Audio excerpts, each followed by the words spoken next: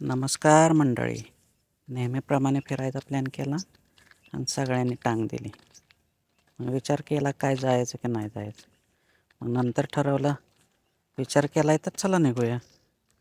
मग काढली गाडी आणि निघालो बाहेर. मस्तपैकी तयार होऊन आलो. आमच्यातलं एक म्हणलं होतं सगळी कॅन्सल झाली तर मी येणार, टेन्शन घेऊ नको. आणि जायच्या टायमिंगला लपून बसला. आता ह्याला कुठं हुडकायचं. आम्ही घरापासून 50 किलोमीटर पोचल्यावर आम्हाला एक फोन करतंय, अरे कुठं आहे? आलोय मी.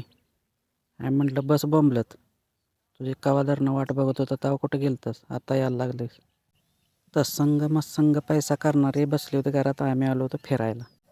असं काय निसर्ग सौंदर्य बघायचं म्हटलं तर असं यावं लागतंय, नाहीतर गावच्या कट्ट्यावर रोजच ऐकायला भेटतं, अरे ह्यानं गाडी घेतली काय रे, अरे हे उलतं ना कसं काय, हे लय हुबला काय बरं का, ह्याच्या नादाला लागू नको.